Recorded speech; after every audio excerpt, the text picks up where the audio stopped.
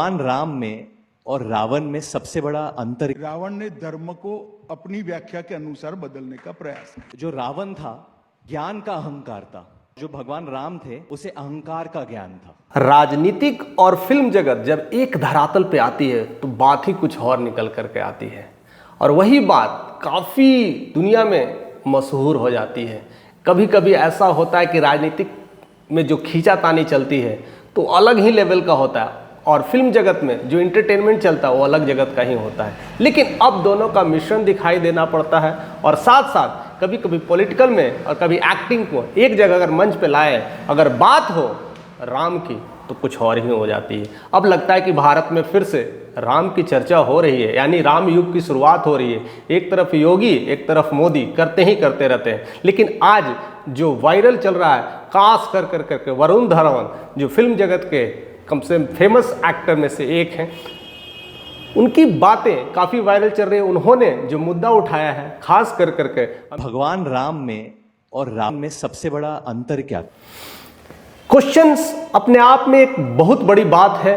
Questions पूछना इस बात का इंडिकेट करता है कि आप में कुछ चेंजेस आना शुरू हो गया है। आप राम और रावण की बात करते हैं, यानी आपके अंदर कुछ अलग माहौल आता है, आप अलग बुनियादी तौर पे चीज़ों को ढूंढना शुरू कर देते हैं। एक अच्छी शुरुआत है, लेकिन जिस अंदाज से अमित शाह उस चीज़ों को बताते हैं उस खुद का इंटरेस्ट धर्म से डिसाइड होता है। तारीफ है। तो एक जुगलबंदी ऐसा लगता है कि कुछ राम नाम की चर्चा हो रही है और इस मंच पे हो रही है तो काफ़ी निर्णायक होती है, और वही चीज़ काफ़ी वायरल चल रही है। जैसे ही ये क्वेश्चंस आता है, काफ़ी लोग तो सोचने लगते हैं कि ये वरुण धवन ऐसे क्वेश्चंस पूछ रहा है राम और रावण के बारे में। ठीक तो है ना, ऐसी फिल्म जगत से जिस तरह से उनका एक रुतबा है और जिस तरह से स्टाइलिश एक्टर है, खास करके एंटरटेनमेंट के क्रेज के लिए जाते हैं, राम नाम का सुनते ही लोगों की ऑटोमेटिक है चीज़ें विचारें बदलने लगती है। बट उसको समझने की कोशिश करते हैं कि क्या है राम और रावण में अंतर।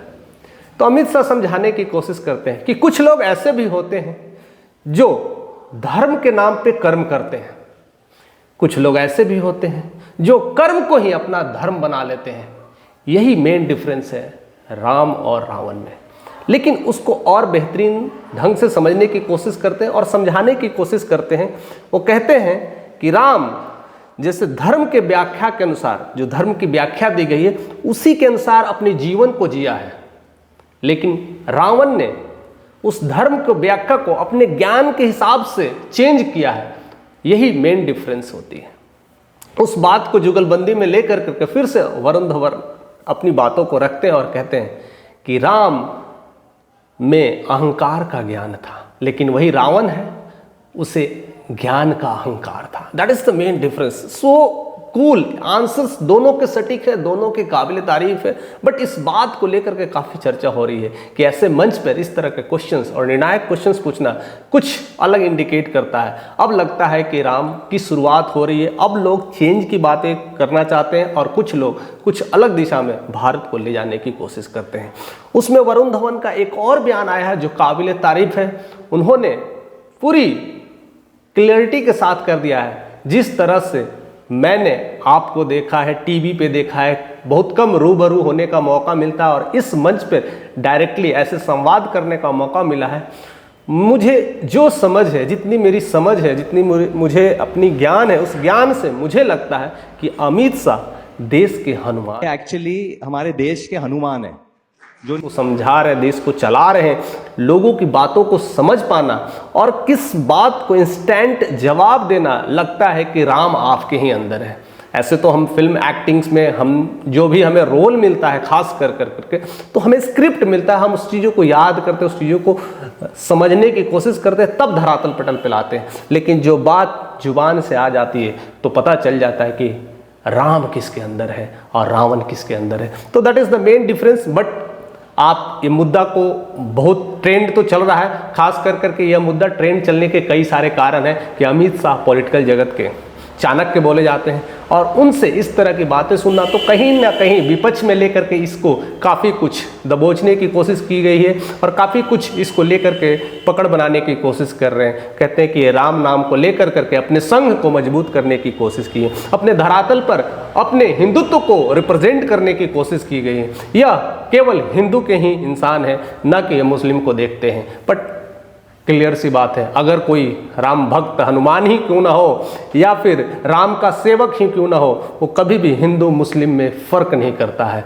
फिलहाल लोग का सोच है, लोग की समझ है, लोग की ऐसी संज्ञा है, वो सारी चीज़ें धरातल पटल पे आएगी। कई लोगों का कई तरह का कमेंट भी आएगा, कई लोग इस वीडियोस को सुनने के बाद कई कमेंट भी करेंगे। मुझे पता है कि क्या होंगे, क्या अच्छे होंगे, क्या बुरे होंगे, बट सबके कमेंट का मुझे सौगात रहेगा, मुझे इंतजार रहेगा कि आप किस तरह की बातें सोचते हैं। एक अरुण धवन के विचारों को लेकर के आप क्या सोचते हैं, किस तरह से अमित शाह के विचारों को लेकर के आप बात सोचते हैं, क्योंकि दोनों धरातल पर अलग अलग भूमिका को निभा रहे हैं। एक फिल्म जगत में भूमिका निभा रहे हैं, एक पॉलिटिकल जगत में भूमिका निभा रहे हैं, और दोनों की अपनी खास अंदाज है। एक अलग अंदाज में भारत को लेकर चल रहे हैं और एक दूसरे अंदाज में भी भारत को लेकर चल रहे हैं। एक राजनीतिक के दौर पर से आगे बढ़ा रहे हैं, लोगों को देखते हुए भारत को जोड़ते हुए बढ़ा रहे हैं, और दूसरे इंटरटेनमेंट की तरफ से भारत को जोड़ने की कोशिश की है। ऐसे कई सारे धरातल पे पटल पे ये सब सारी बातें होती है। फिलहाल ये सब बातें होती भी रहेगी, लेकिन जिस तरह से उन्होंने भारत का हनुमान कह दिया, ये काफ़ी वायरल हो रहा है, काफ़ी ट्रेंडिंग चल रहा है, और जिस तरह के विवाद है, ये जुगलबंदी है, अपने आप में रिप्रेजेंट करता है कि अब फिल्म जगत में भी ये सब चर्चाएं शुरू होने लगी है, यानी राम की बातें होने लगी है। ज़्यादातर हम एक्शन जो देखते थे, ज़्यादातर हम फिल्मों की बात करते थे, तो साउथ फिल्मों में ये ज़्यादा कुछ देखने को मिलता था कि राम की चर्चा होती थी, देवताओं की चर्चा होती थी, उनको अपग्रेड करने का काम मिलता था। इसीलिए हम कहते थे कि आर्यावर्त या भारत ज़्यादातर साउथ इंडिया में है। लेकिन जिस तरह से वरुण धवन का यह विचार आया है, तो पता चल रहा है कि अब नॉर्थ इंडिया में भी राम जगमगा रहे हैं, यानी फिल्मों में भी अब घुस रहे हैं, और यही ज़रूरत है। इसलिए आज साउथ इंडिया में जिस तरह से लोकप्रियता बढ़ी है, जिस तरह से लोग काफ़ी कुछ साउथ इंडियन फिल्मों के दीवाना हो चुके हैं, शायद अब वही लोकप्रियता बॉलीवुड में भी देखने को मिले। अब उस तरह से रिप्रेजेंटेशंस होगा, और एक अच्छी शुरुआत है कि इस तरह की बातें हो रही है, इस तरह की चर्चा हो रही है, तो लगता है कि राम युग आ गया है। फिलहाल आप क्या सोचते हैं, आपके मन में क्या विचार है, आप हमारे साथ शेयर करते रहें। अगर चैनल पर नए हैं तो सब्सक्राइब करें, ऐसे नोटिफिकेशन आपको आते रहेंगे।